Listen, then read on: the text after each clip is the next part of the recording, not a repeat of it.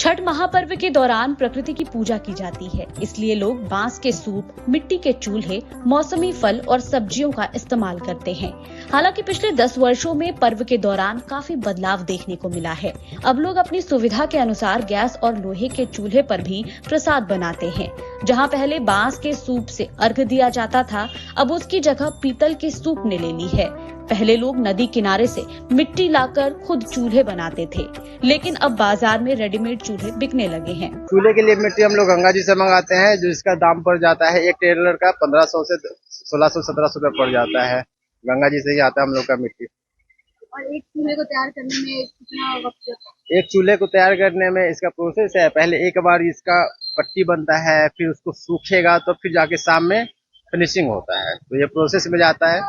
एक दिन में आदमी जगह भी हम लोग के हिसाब से करते हैं, तो एक दिन हम लोग 20 चूल्हा बना लेते हैं। वहीं लोहे के चूल्हे बेचने वाले दशरथ कुमार महतो कहते हैं कि अब लोगों के पास समय नहीं है, वे हर काम जल्दी करना चाहते हैं। पहले मिट्टी का चूल्हा बनाने में समय लगता था, अब युवा पीढ़ी को चूल्हा बनाना भी नहीं आता, इसलिए वे अब नए ट्रेंड की ओर बढ़ रहे हैं। मिट्टी के बर्तन बनाने के बाद उनको समय चाहिए सूखने के लिए, वो लोग को पास उपलब्ध नहीं हो पा रहा है ढंग से, जिसके कारण चूल्हा तैयार होने में थोड़ा कठिनाई आ रही है। इसलिए लोगों के पास विकल्प नहीं बचा अभी कुछ चीज क्या करे, तो इसलिए लोहे के बर्तन को लोग इस्तेमाल करना ज्यादा जरूरी समझने लगे हैं। एक लोहे के चूल्हे का दाम क्या है? एक लोहे के चूल्हे का दाम शुरुआती में 400 से स्टार्टिंग है, और मतलब बहुत ज्यादा से ज्यादा 600-700 रुपए तक उपलब्ध हो जा रहे हैं अभी मार्केट में। पहले छठ व्रती पूजा के दौरान सिले हुए कपड़े नहीं पहनती थी, केवल सूती साड़ियों का उपयोग किया जाता था। अब महिलाएं अर्घ देते समय भी सिले हुए कपड़ों का उपयोग कर रही हैं। साथ ही सादे साड़ियों की जगह डिजाइनर सूती साड़ियों ने ले ली है। पहले प्रिंटेड बिकती थी, अभी फैशन कॉटन साड़ी सब आ गया है। 1000 रुपया से लेकर 2000-2500 तक की बिक रही है।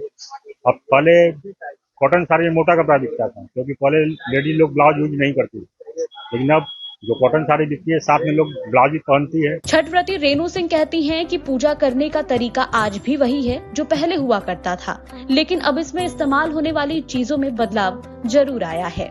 हर एक साल नया बांस का लेते हैं, उसके बाद पीतल। पहले तो सभी लोग सारा बांस का ही लेते हैं। हम लोग भी लेते हैं, अभी एक बांस का जरूर लेते हैं। पहले तो सारा लिया करते थे। हाँ, सारा लिया करते तो ये थे। चेंज क्यों? चेंज इसलिए हुआ है कि अब बांस का सिर्फ कोई यूज नहीं होता। छठ पूजा के बाद फिर हम लोग तो यूज करते हैं सालों। अब 5 को कर लेंगे तो फिर उसको सब रखना मुश्किल हो जाता है ना।